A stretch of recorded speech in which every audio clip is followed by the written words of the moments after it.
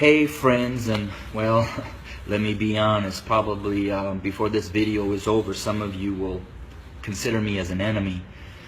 But I wanted to share a couple minutes about my thoughts, not only on the tragedies that we have been experiencing over these past months, and especially these last couple of days with the shootings of our black men, but what I'm coming to learn over my 23-year journey of being a white man, living and ministering amongst my black family here in several inner cities of Chicago.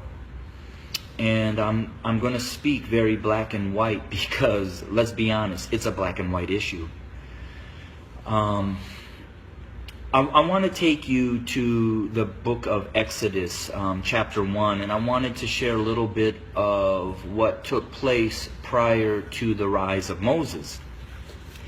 When I read that, it talked about that the Pharaoh became concerned and very fearful that the Hebrew slaves were growing in number and in power. So in order to maintain their oppression, he put upon them great labor. He put upon the Hebrew slaves cruelty to keep them down. However, they still grew.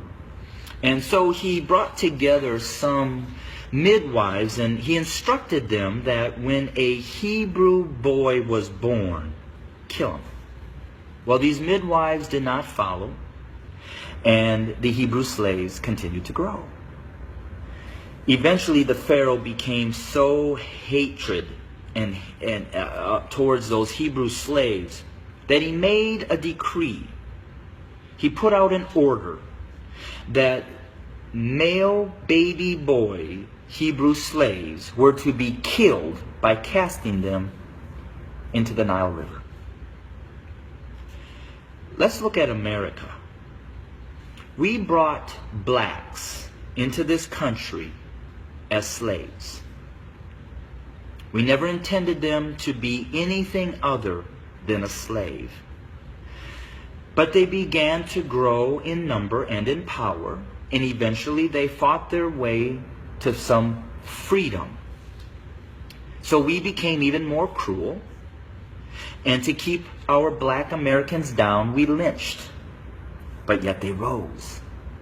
So then we used the welfare system, the criminal justice system, to keep them down, to contain them, to destroy them. But yet they rose, and they're rising. Then we built prisons and jails to hold them. Yet they rose. And so now we are doing exactly what the Pharaoh did at the end, sending out a decree: kill them. So until we admit that when we wrote this Constitution that all men are created equal, that we never intended to include our black brothers and sisters, our nation may end up facing exactly what the Egyptians faced when they refused to let God's people go. So I'm going to say this to my white fellow Americans, that the bloodshed that is on its way is not on the hands of our fellow black Americans, but is on our hands. We are the ones that are refusing to let God's people go. We are the ones that are refusing to acknowledge that we do not value our black brothers and sisters as equal individuals or equal Americans as us white men.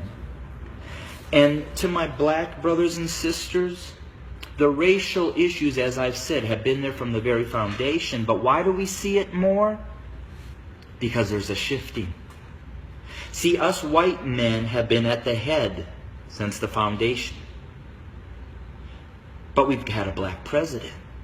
And you know, we've done everything in our power to keep him from really changing things. Now we have another minority rising to the top, a white female. What does that say?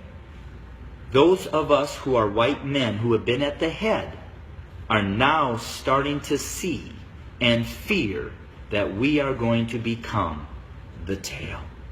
And we know what we've done to you. And so now we're fearful that you're going to do to us what we have done to you.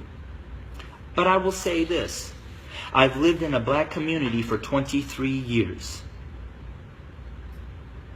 I've never been treated the way that this country has treated my black Americans.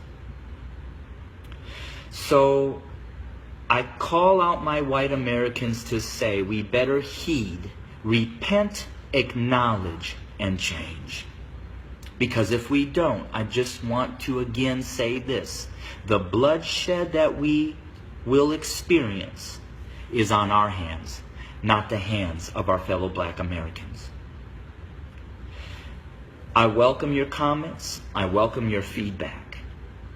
Hit me up on Facebook or go to my webpage at www.studio2911.org.